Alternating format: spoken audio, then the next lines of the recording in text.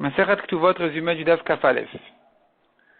La Gemara continue à traiter la halachot du Kiyum HaShtar qui veut dire quand un shtar, un contrat arrive au Bedin, il est signé par deux témoins qui dit que ces signatures sont des bonnes signatures. Le Bedin fait des enquêtes et trouve des témoignages des gens qui reconnaissent ces signatures. Et à ce moment-là, le Bedin fait ce qu'on appelle Kiyum HaShtar, c'est-à-dire que le Bedin vient signer comme quoi le shtar est bon.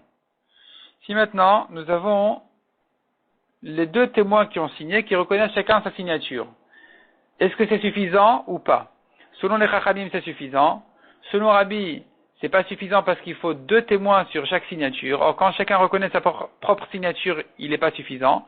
Donc, il faudrait quasiment que chacun reconnaisse et témoigne sur sa propre signature et sur la deuxième aussi. Dans ce cas-là, c'est bon.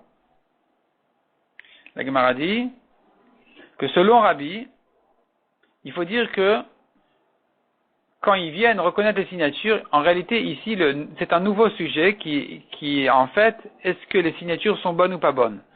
Donc, on vient témoigner sur les signatures. C'est pour ça qu'il nous faut deux témoins sur chaque signature. Selon les Chachamim, le sujet n'est pas les signatures, le sujet est le fond du shtar, le texte du shtar, l'histoire du shtar. Qu'est-ce qu'il y a dans le shtar? Il y a eu un prêt. Quand chacun reconnaît sa signature, il est en train de dire, oui, effectivement, je reconnais cette histoire-là. Et donc, il suffit que chaque témoin reconnaisse sa propre signature. Mais selon Rabbi, comme on a dit, il faut deux témoins sur chaque signature. Puisque selon Rabbi, il nous faut deux témoins sur chaque signature, selon les Chachamim, il suffit d'un. Alors, on aura un cas spécial, où si un des deux témoins du shtar est mort, selon les Chachamim, il n'est pas possible que le vivant vienne témoigner sur sa propre signature et qu'il serve comme un témoin sur la deuxième. Un autre témoin viendrait reconnaître la deuxième signature. C'est pas bon parce que lui, quand il témoigne sur sa propre signature, il est en train maintenant de faire la moitié du témoignage. Quand il dit je reconnais le vivant, il dit je reconnais ma signature, il a déjà fait la moitié du témoignage. Il nous faut un deuxième témoin sur la deuxième signature. S'il est mort, il nous en faudra deux autres. Les deux autres feront l'autre moitié du témoignage à eux deux ensemble. Mais si c'est le premier, le vivant, qui va témoigner sur la signature du mort avec un autre, il se trouve que le vivant a fait trois quarts du témoignage, c'est pas bon. Ça, c'est pour les Chachamim. Mais selon Rabbi qui dit, de toute façon, il nous faut deux témoins sur chaque signature, il n'y a pas de problème que le vivant avec un autre va reconnaître la signature du vivant, et le vivant avec un autre va reconnaître la signature du mort. Il n'y a pas de problème. Parce que même quand le vivant témoigne sur sa propre signature, c'est pas encore la moitié du témoignage de la totalité du shtar, parce qu'il témoigne que sur la moitié de sa propre signature, ça fait qu'un quart, puis ensuite il témoigne sur la moitié de la signature de son ami le mort, ça fait encore un quart, en tout il a fait que la moitié, c'est bon. Donc selon Rabbi, dans ce cas-là, le vivant avec un autre peuvent témoigner sur les deux signatures, chacun. C'est-à-dire, les deux vont témoigner sur chaque signature.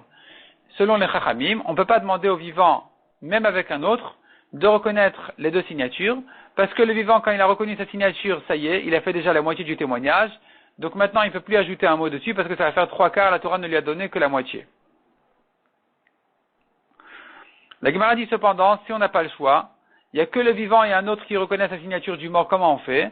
Alors la solution, elle est de demander au vivant d'écrire sa signature sur un morceau d'argile et de le jeter au Bedin. Le Bedin, ils vont dire, ah, on a trouvé un morceau d'argile ici intéressant. Ah bon, c'est la signature d'un tel, ah pas mal, on en a besoin justement. Ils vont comparer sa signature sur le morceau d'argile à sa signature sur le shtar. Ils vont dire, ah bon, ben nous on reconnaît c'est une bonne signature. Après ils vont dire, est-ce que quelqu'un reconnaît la signature du mort? Le vivant va dire, oui, moi je la reconnais. Et donc il pourra venir lui avec un autre pour témoigner sur la signature du mort. Et là, on n'aura pas eu besoin de lui pour sa propre signature parce que le Bedin s'est débrouillé tout seul avec le morceau d'argile. La Gemara précise, attention, on ne peut écrire sur un parchemin pour ne pas que quelqu'un de malhonnête va noter au-dessus de la signature des bêtises et lui va se retrouver signé sur ces bêtises comme quoi il doit de l'argent à quelqu'un alors qu'il n'a jamais emprunté de l'argent. La Gemara dit donc la halakha est comme les Chachamim qui disent qu'il suffit que chacun reconnaisse sa signature. On n'a pas besoin de deux témoins sur chacune. La halakha est comme les Chachamim mais pas comme Rabbi. La Gemara dit cependant Shmuel, dans une certaine histoire, il a craint qu'un shtar arrive finalement chez un Bedin qui va pas savoir que la halakha est comme les Chachamim mais qui va croire que la halakha est comme Rabbi, et que donc le Bedin va demander à ce qu'il y ait deux témoins sur chaque signature. Or ici, il s'agissait dans ce shtar-là d'un shtar donc de Yetomim, d'orphelins. Donc Rabbi a tâché à ce qu'il n'arrive pas de perte à ces pauvres orphelins. Donc il s'est fatigué à ramener deux témoins sur chaque signature comme Rabbi. Alors que Shmuel lui-même pense que l'halakha n'est pas comme lui.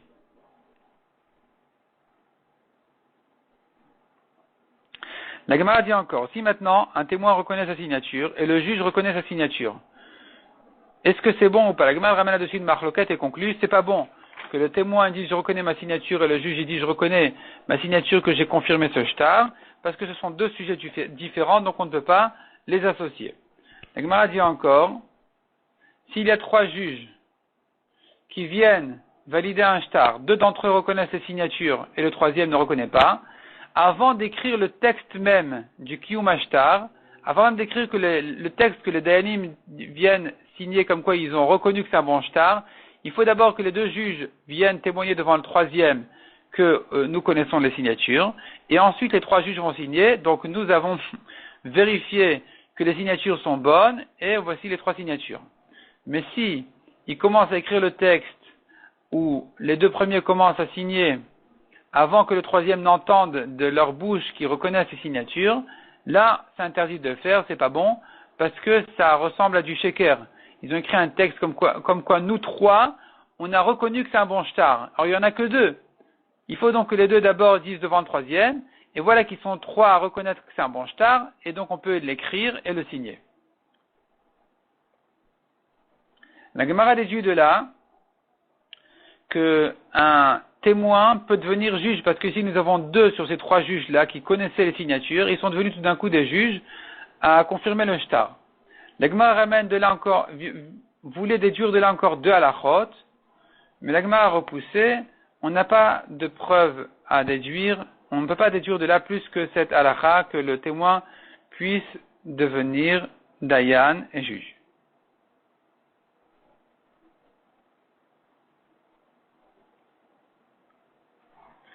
La Gemara dit cependant, malgré qu'on a vu ici que un témoin peut devenir juge, ce n'est qu'en ce qui concerne Kiyum Shtarot, quand on vient confirmer un shtar. Et là, le témoin peut devenir juge et dire je reconnais que c'est un bon shtar. Mais quand il s'agit d'un témoignage Minatora, où il faut les témoins et les juges, comme par exemple pour reconnaître la lune de Rosh Chodesh, les témoins qui ont vu la nouvelle lune ne peuvent pas servir en même temps de témoins et de juges. Il faudra donc, au-delà de ces deux témoins-là, encore trois autres dayanim, trois autres juges, pour fixer le Rosh Chodesh et dire Mekudash à Chodesh Mekudash. Donc la différence est que puisque le témoignage de la lune c'est Minatora, ici le témoin ne devient pas juge, tandis que pour les shtarot et que des rabbanan, le témoin peut devenir juge.